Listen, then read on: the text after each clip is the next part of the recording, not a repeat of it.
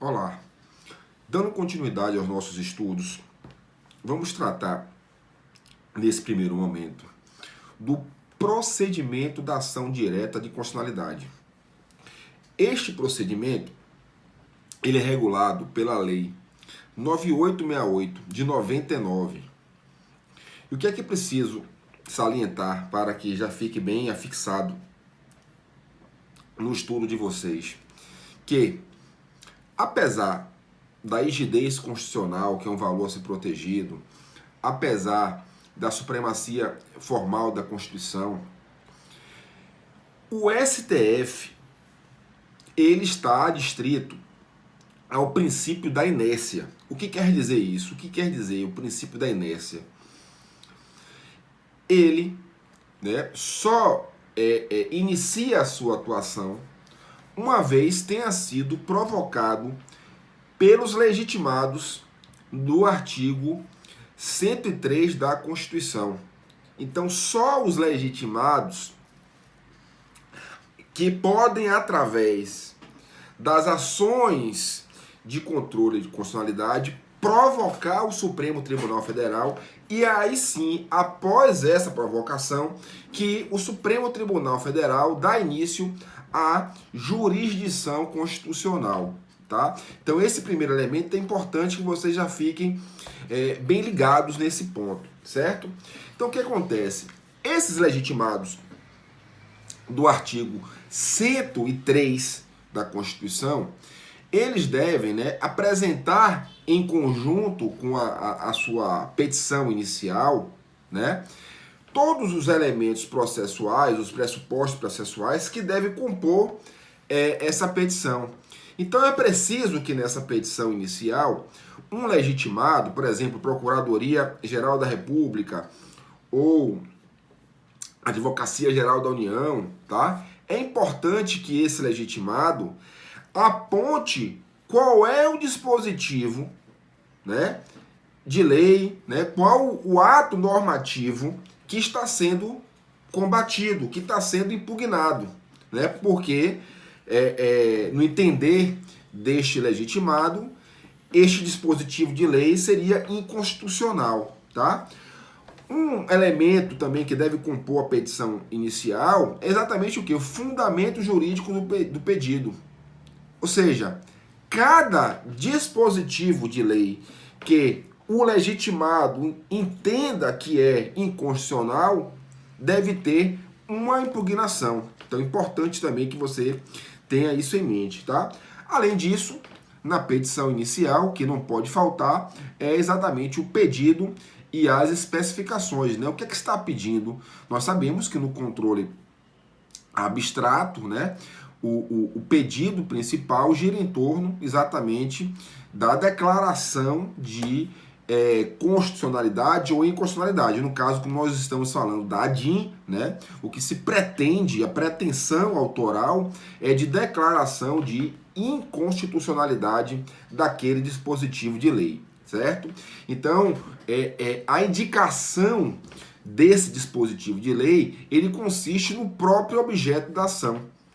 Para que existe a ação de controle de constitucionalidade, no caso aqui, a ADIM, ação direta de inconstitucionalidade, tá? Qual é o objeto dela? O objeto dela é o quê? A indicação de um dispositivo de lei que o legitimado reputa ser inconstitucional, tá? Isso que eu estou a mencionar aqui está associado ao princípio do pedido. O que é o princípio do pedido? Esse princípio, ele importa em que o órgão judicial, ele está adstrito ao pedido que foi apresentado.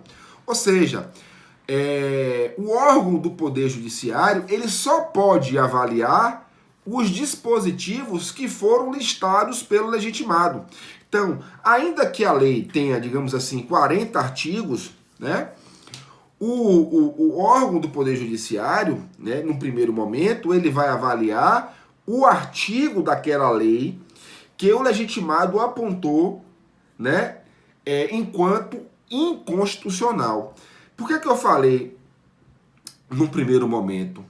Porque há um instituto do direito constitucional, sobretudo nesse tema de controle de constitucionalidade, que é o Instituto de Inconstitucionalidade por arrastamento, ou inconstitucionalidade por atração, ou inconstitucionalidade consequencial.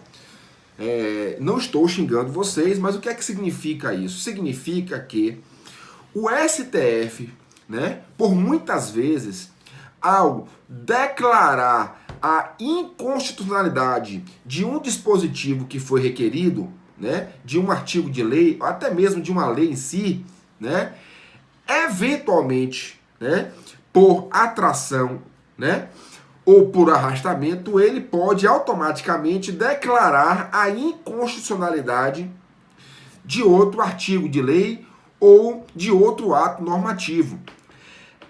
Esta inconstitucionalidade por atração, ela pode acontecer em duas perspectivas. Ela pode acontecer naquilo que a gente chama de inconstitucionalidade por atração horizontal, que se dar da seguinte maneira. Você tem, por exemplo, um pedido de declaração de inconstitucionalidade de uma lei, você pode apontar 2 artigos desta lei que se repute inconstitucional. Você, que eu não digo, os legitimados, do artigo 103. O STF, ao realizar uma análise sobre esses 2 artigos e ao declarar inconstitucional esses 2 artigos, ele pode automaticamente declarar que a lei como um todo se configure na condição de inconstitucional, porque esses 2 artigos, eles dão sentido àquela lei, né? São os 2 artigos que fundamentam, que embasam uma lei. Ou seja, se você retira desta lei esses 2 artigos que são o sustentáculo desse ato normativo, né, desta lei, automaticamente os outros artigos desta lei perderão sentido. Então aí, como é na própria lei, você tem a inconstitucionalidade horizontal.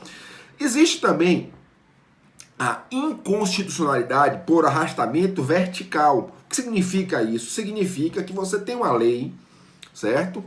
Que trata de um assunto específico, e este assunto, para que ele tenha, digamos assim, efetividade, para que se dê proteção àquilo que a lei está tratando, é necessário que se tenha, por exemplo, um outro ato normativo que seja regulamentar, como um decreto. Então eu tenho uma lei, né, que vai tratar, por exemplo, de um medicamento específico, tá? Ora, se eu tenho como julgamento que essa lei é inconstitucional, o decreto que regulamenta esta lei, automaticamente ele vai ser inconstitucional, porque não vai ter sentido você manter um decreto que visa regulamentar uma lei que já foi, digamos assim, expurgada do ordenamento jurídico, porque ela foi declarada nula pelo STF, dado o vício de inconstitucionalidade presente nessa lei. Então, este instituto específico, né, da inconstitucionalidade por arrastamento, ele existe, sobretudo, para que você consiga manter na ordem constitucional uma coerência, uma segurança jurídica, né? Ou seja, uma pertinência dentro de uma linha sistemática, tá? Ou seja, se o dispositivo central ele é declarado inconstitucional, logicamente ou consequencialmente, o dispositivo de lei que é dependente desse dispositivo principal, que foi declarado inconstitucional, ele na verdade não pode produzir efeito. Tá? Então, por isso você arrasta ele, né, nesta declaração de inconstitucionalidade, certo? Agora vamos a um tópico específico, que é o tópico de fundamentos, né? O que quer dizer esse tópico de fundamentos, né? É o seguinte: o Supremo, né, ele não se vincula, né, fundamento, o Supremo não se vincula aos fundamentos apresentados na petição inicial. O que isso significa, né? Na petição inicial de uma ação declaratória de constitucionalidade, tá? Você vai narrar os fatos pelos quais você está, digamos assim, visualizando a inconstitucionalidade da lei e você vai fundamentar, né, o porquê você está pedindo a inconstitucionalidade da lei. E no pedido, né, o pedido central, né, o objeto da ação é o quê? Você vai pedir que o Supremo declare inconstitucionalidade. Porém, nesse caso das ações de controle de constitucionalidade, existe algo que deve ser mencionado, que é o seguinte: a causa de pedir das ações de controle de constitucionalidade é uma causa de pedir aberta.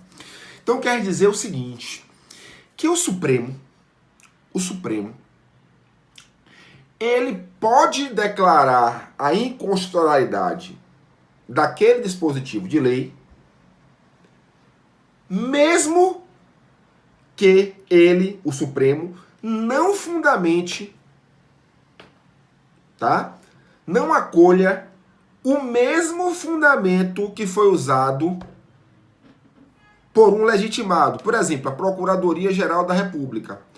Então ela propõe uma ação direta de constitucionalidade pedindo a declaração de constitucionalidade da Lei X no seu artigo 10º. E o fundamento, vamos supor aqui que seja algo que envolva uma questão tributária, por exemplo, uma lei tributária. Vamos supor aqui uma lei tributária. Então é o seguinte, você pode pedir a declaração de inconstitucionalidade dessa lei tributária e pode dizer, olha, Supremo, declare a inconstitucionalidade dessa lei tributária porque ela viola o princípio da legalidade.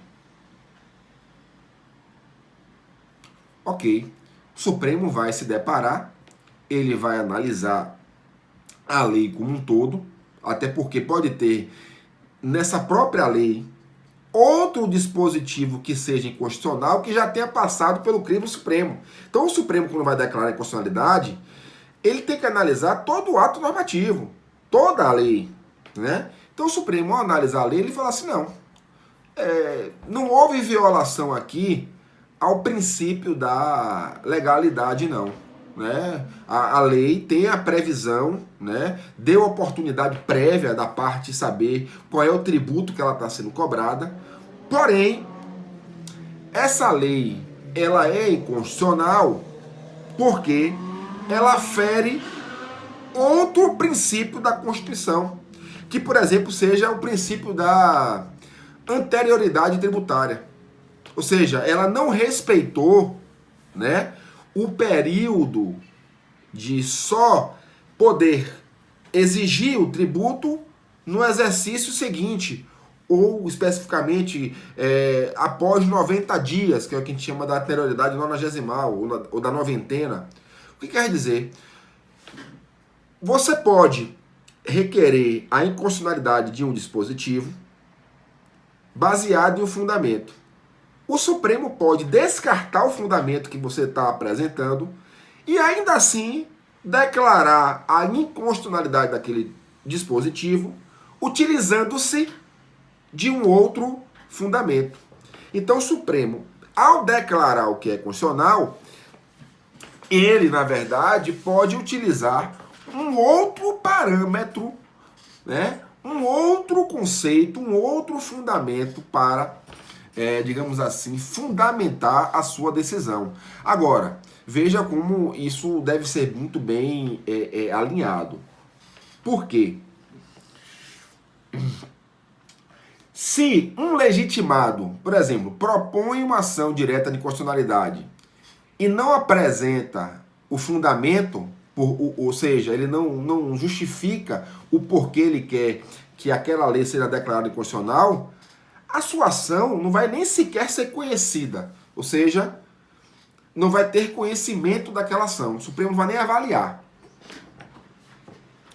Porém, o Supremo Tribunal Federal ele pode utilizar-se de fundamentos diversos. Tá?